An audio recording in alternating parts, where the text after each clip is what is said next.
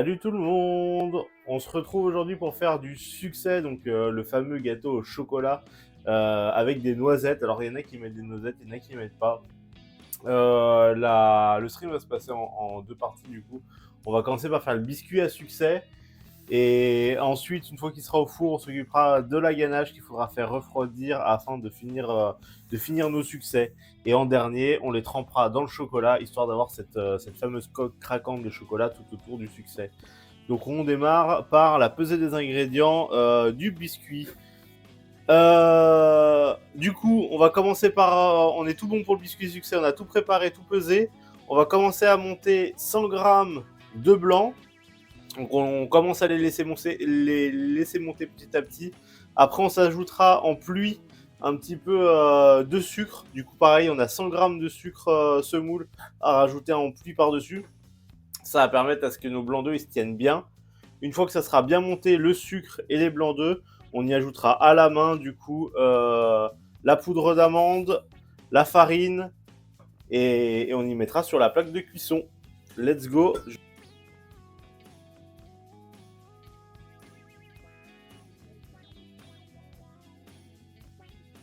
Alors déjà, on peut voir les blancs d'œufs. S'ils se tiennent autour de votre fouet comme ça, ils ne bougent pas, c'est qu'on est bon. Hein.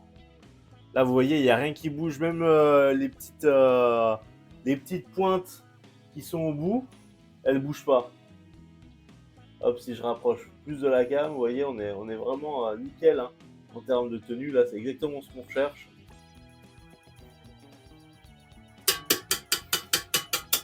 Allez.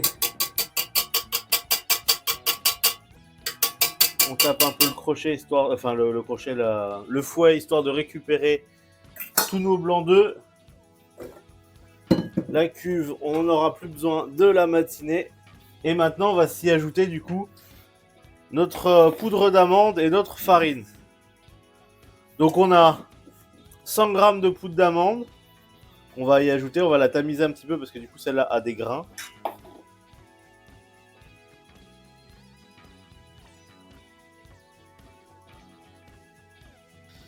Et voilà, toute notre amande est tamisée.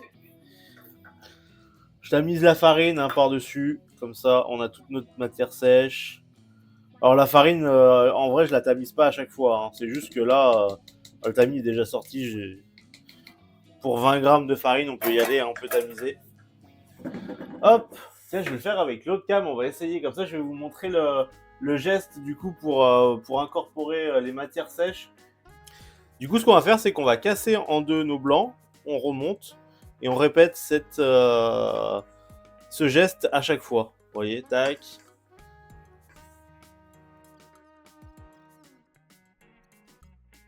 Alors, on prend notre poche. Ne pas oublier, on met notre douille tout au fond. Dans le bon sens. Dans l'idéal. On la met au bout, tac. Alors là, il y a deux méthodes. Il y a la méthode, j'ai peur d'abîmer ma douille. Du coup, je regarde où est-ce qu'il faut que je coupe. Je retire un petit peu ma douille, je coupe à l'endroit voulu et on est bon. Sinon, il y a la technique des vieux pâtissiers, c'est-à-dire on met la douille tout au fond, bien calée, et on coupe, on serre des ciseaux et on fait le tour autour de la douille. Hop. Alors oui, ça laisse quelques marques de ciseaux, mais j'ai jamais vu une douille cassée à cause de ces marques de ciseaux. À l'école, on nous a toujours dit non, faut pas faire comme ça. Sinon, ça abîme les douilles. Oui, ça abîme les douilles. Dans les labos, il n'y a personne qui se soucie d'abîmer les douilles, hein, je vous le dis moi. Je vous le dis, je vous le dis. Où j'ai vu toujours que des profs de pâtisserie qui faisaient attention à ça. On était là, hop là, on coupe, on met. Donc, là on va se remplir notre poche avec le biscuit succès.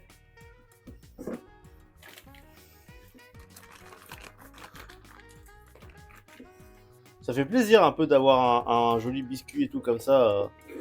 D'ailleurs, il va falloir réfléchir à ce qu'on fait comme bûche cette année. Faire une petite bûche quand même. Ah, je dis ça, mais je suis tout seul chez moi, donc je sais pas avec qui je vais aller la manger, mais au moins avoir un petit stream de Noël, ça pourrait être sympa.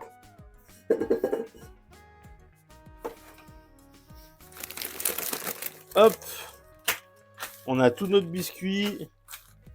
Alors moi, ce que j'aime bien, c'est récupérer n'importe quoi, hein, mais un truc plat. Moi, je me sers d'une corne et venir tasser toute ma pâte dans le fond de ma poche. Ça m'évite d'avoir trop de pâtes qui restent collées à ma poche. Je suis là, moi, t'inquiète, bah, je te ramènerai un bout de bûche, ouais, avec plaisir. C'est vrai que d'habitude, je fais des bûches, mais je mangeais avec mon père. Mais là, je serai tout seul cette année. Encore que, je sais pas, ça tombe quand le 24? Ah si, ça tombe un mardi. Donc on fera peut-être la bûche le mardi, du coup. Je vais essayer de trouver une taille idéale pour succès là-dedans. J'aime pas quand ils sont trop gros. Je vais les faire comme ça, je pense. Est-ce que je peux vous dire le diamètre de ça? C'est un diamètre 7. D'après ce qui est marqué. Hop. Alors je vais m'en servir. J'ai jamais bougé mon téléphone de place aujourd'hui. Ils vont être bien les plans pour TikTok, je vous le dis, moi.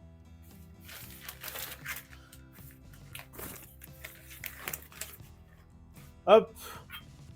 Alors je vais me servir du cercle, mais juste comme repère.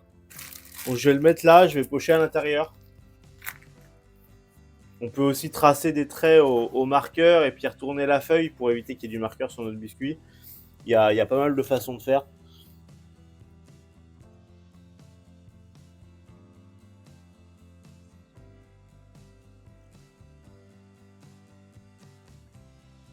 Donc là, on a fait nos petits biscuits succès. Là, on va récupérer des brisures de noisettes. Alors au début, je voulais prendre des vraies noisettes, hein, mais j'avais acheté ça un jour où je devais faire un gâteau qu'on m'avait commandé à la maison. Et du coup, il m'en reste. Parce que ça s'achète toujours en gros volume, ces conneries de noisettes hachées.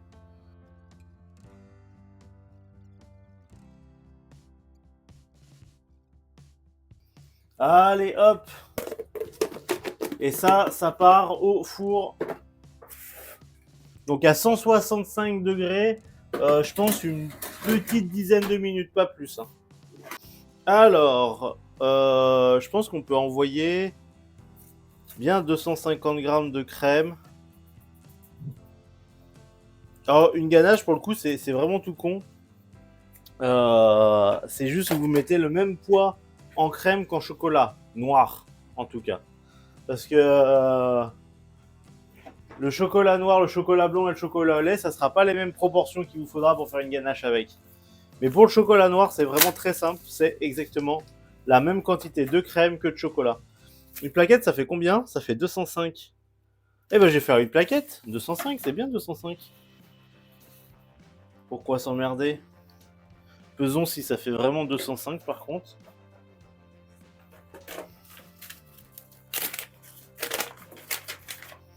Alors pour faire la ganache, on va avoir besoin de bien casser le chocolat. Bien séparer chaque cube parce que sinon vous allez en chier au moment de mélanger. Hop.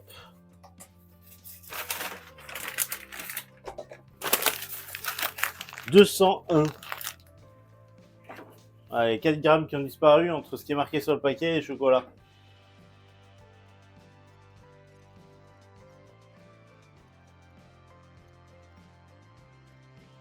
Alors, peu importe ce que vous faites, sachez une chose, le chocolat et l'eau, c'est les pires ennemis du monde. Si vous voulez rater une ganache, qui est quand même un truc assez facile à faire, c'est mettez-y de l'eau et vous verrez, ça va partir en couille. Ça, en fait, le truc, c'est que, vous savez, le gras et l'eau, bah, ils sont jamais vraiment potes, et le chocolat, c'est principalement du gras. Donc pas très très bon. C'est parfait. On met la crème sur notre chocolat. Comme ça va le faire fondre.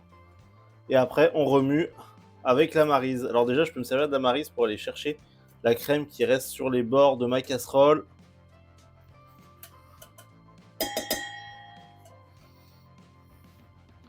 Hop. Et là, on remue tranquillement. Vous voyez, c'est en train de changer de couleur. Il y avait à un moment donné, c'était un marron un peu clair. Et là, c'est en train de foncer. C'est-à-dire que votre chocolat est vraiment en train de fondre de partout. Aussi, on va gagner un petit peu en texture. Ah, j'ai peut-être pas fait beaucoup de ganache en fait. Après, c'est pas grave, j'aurai des biscuits succès. Je pourrais refaire des succès si je veux.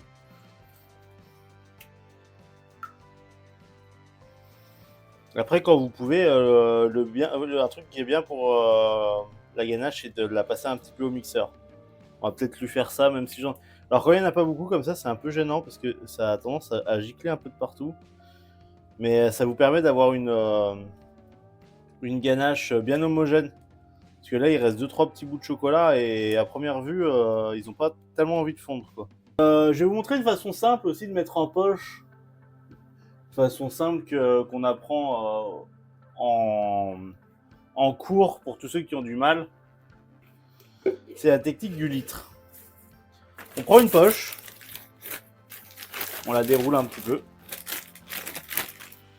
on met la pointe dans le litre et on enfile ça comme une chaussette là-dedans. Tac. Exactement comme ça. Comme ça, on tient pas notre poche et on peut tout verser notre préparation directement dedans.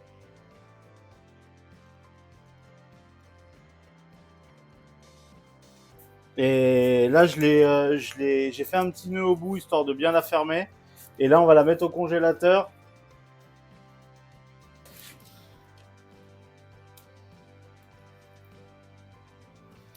On a l'air pas mal là, nos petits biscuits. Alors la façon pour savoir si c'est cuit ou non, c'est que vous allez un petit peu appuyer dessus. Et ce que vous voulez, c'est que votre biscuit il remonte, il reprenne sa forme originelle, comme un oreiller. Vous appuyez dessus, s'il reprend sa forme, c'est qu'on est bon. Donc là, on est cuit. Je vais aller voir si je peux les mettre dehors du coup, pour qu'ils refroidissent un peu. Alors dehors, il a l'air de cailler vraiment. J'ai de la brume chez moi. Bon, je pense qu'il va pas falloir les mettre trop longtemps en extérieur. Ils devraient très vite refroidir. Pour les tremper en chocolat, alors là, on va faire la même technique un petit peu triche que d'habitude. C'est quoi ça? Ah, ça c'est du gruau et de cacao. La même technique un petit peu triche que d'habitude, c'est qu'on va utiliser de la pâte à glacer pour tremper nos succès. Parce que c'est beaucoup plus facile que du chocolat. On retravaillera du chocolat, mais alors travailler du chocolat à la maison, moi personnellement, c'est une galère. Mais on retravaillera du chocolat parce qu'on essaiera de faire un petit stream pack en avril. Mais maintenant, je préfère utiliser la pâte à glacer pour les streams parce que ça prend du temps à faire le chocolat. C'est pas facile à la maison. Donc on va rester sur la pâte à glacer pour l'instant. La pâte à glacer, pour rappel, c'est sensiblement pareil que du chocolat. Alors ça n'a pas le même goût parce que ça a été coupé avec de l'huile végétale. Souvent de l'huile de pépins de raisin d'ailleurs. Et en fait, le principe, c'est que vous puissiez le fondre, mouler votre chocolat, faire un peu ce que vous voulez avec, et après vous le laissez refroidir et il brille, comme du vrai chocolat. En comparaison, le vrai chocolat, lui, par contre, vous devez lui faire subir une courbe de température précise, comme le chocolat noir, où on va essayer de le faire monter à 45-50 degrés. Après, on va essayer de le faire revenir à 31 degrés, si je ne me souviens pas, 31-32. Mais en utilisant du chocolat froid, déjà refroidi. Donc soit vous utilisez, vous avez gardé un petit peu de chocolat de côté, vous le mettez dedans, ça s'appelle ensemencer, et du coup on essaye de revenir à une température stable. Soit on table, et alors tabler c'est une autre technique, mais on ne pourra jamais la faire ici, parce qu'en général on fait ça sur des tours réfrigérées. Et en fait ce qu'on fait, c'est qu'on met une partie de notre chocolat fondu sur notre table. On essaye de la refroidir un petit peu en l'étalant, comme je vous montre à chaque fois, étaler vraiment si vous voulez que ça refroidisse vite. On étale et après on remet dans notre mélange pour faire descendre notre température et homogénéiser ça à 31-32 degrés. C'est des techniques pour le chocolat qui sont assez compliquées, qui sont compliquées à mettre en place à la maison. Si j'avais un tour réfrigéré, un tour professionnel, bah, je pourrais le faire un peu plus facilement. Parce que tabler, pour le coup, c'est une des techniques que je suis le plus à l'aise. Et souvent aussi, quand on fait du chocolat, on aime bien en faire une certaine quantité quand même. C'est plus facile de travailler une certaine quantité qu'une petite quantité, comme là, on aurait besoin pour les succès. C'est pour ça que pour l'instant, on reste sur de la pâte à glacer. C'est un peu moins bon. Sur le succès, c'est pas vraiment gênant parce qu'on va avoir déjà toute la ganache chocolat noir qui est à l'intérieur qui va vraiment prendre en goût. Mais, euh, mais voilà, dans l'idée. On va essayer de faire ça. Je vais les récupérer.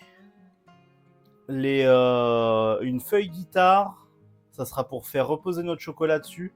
Et on va essayer de ramener de la poudre d'or pour mettre dessus. Ça sera joli. C'est vraiment là, je suis dans le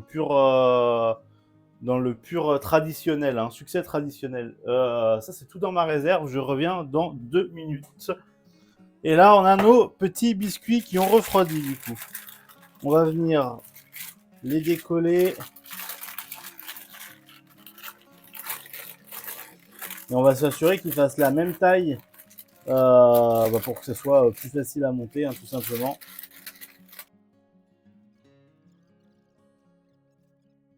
Ouais, je pense que je vais les retailler un petit peu avec celui-là, du coup. Hop.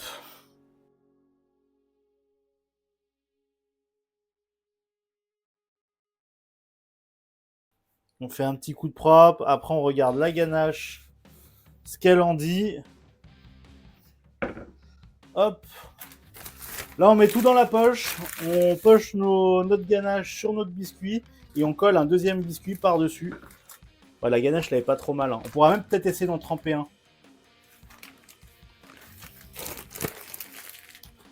Et voilà. Alors là, il faut quand même aller assez vite. Parce que la ganache, on a galéré à la faire refroidir. Qu'on a forcément les mains plus chaudes que le congélateur. Donc ça veut dire tout le temps où on va garder la ganache dans notre main, et ben elle va se mettre à fondre. Je vais me mettre là-dessus. Comme ça, on va mettre la ganache dessus, recoller, et on pourra les mettre directement au congélateur pour qu'ils refroidissent un coup.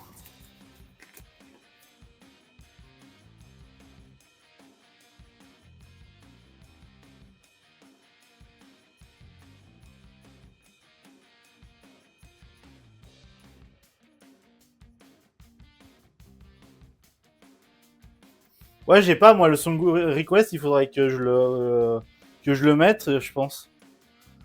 J'aime bien le principe, mais je sais pas comment ça se calibre, il faudrait que je regarde. Il me faut... Ah, ma petite spatule.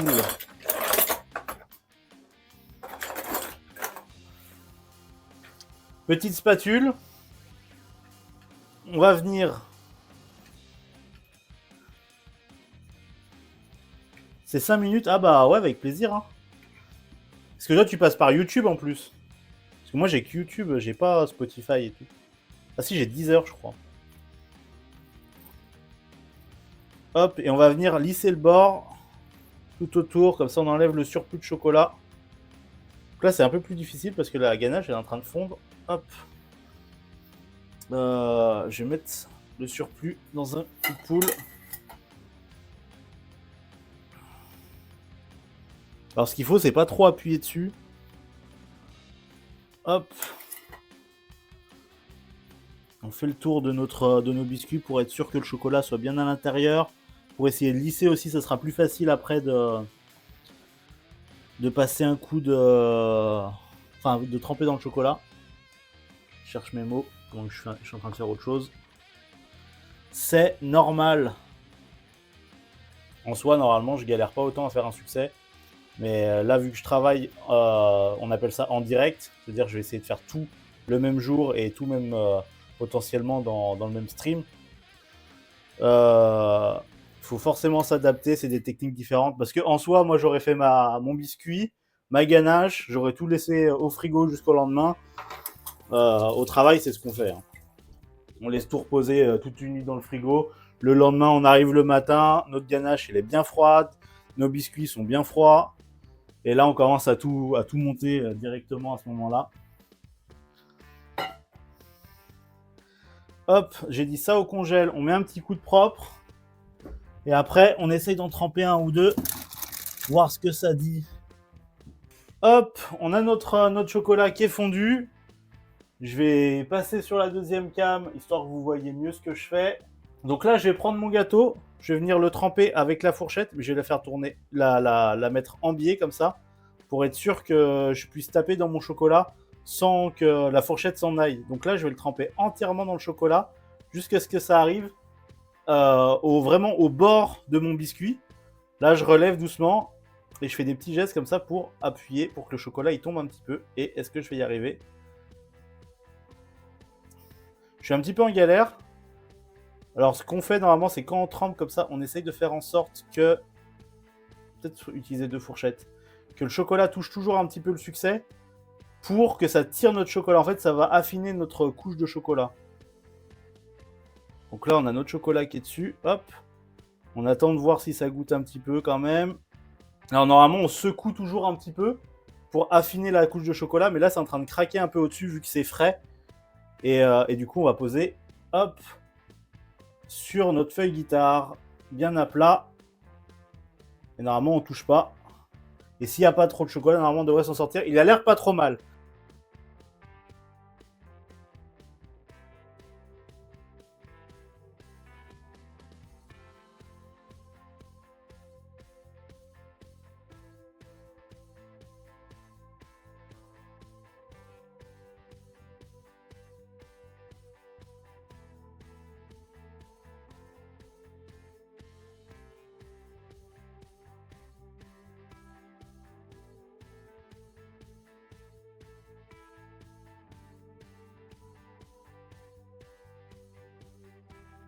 A few moments later. C'est la petite touche finale, Laure. C'est la touche finale pour le succès. Mais c'est très vieillot. Hein. C'est très vieillot, c'est très vieillot.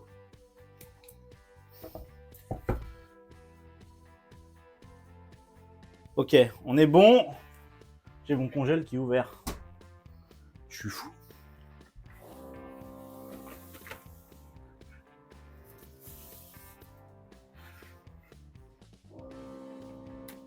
Hop. On les retourne. Ah, je vais vous montrer ce que c'est le pied et un truc qui est justement pas très joli. Enfin, qu'on essaye d'éviter en pâtisserie. J'ai des petits trous. J'ai des petits trous. Pas grave, avec l'or, ça se verra moins. Alors, sur celui-là, c'est très représentatif. Là, vous voyez, on a un surplus de chocolat au moment où ça s'est écrasé, qui est juste là. Et c'est ça qu'on appelle un pied de chocolat. C'est quand il y avait trop de chocolat, du coup, vous l'avez posé. Et bah, du coup, ça s'est étalé. Et au moment où ça a refroidi, on a une collerette comme ça. On appelle ça un pied. C'est un truc qu'on essaye d'éviter en chocolaterie. Que ce soit sur les bonbons chocolat ou sur les succès. Donc petite erreur. Mais bon. Donc là, on va venir, hop, tremper légèrement le pinceau dans l'or. Alors l'or va très vite accrocher au pinceau. Hop. Et on va faire juste un trait en plein milieu.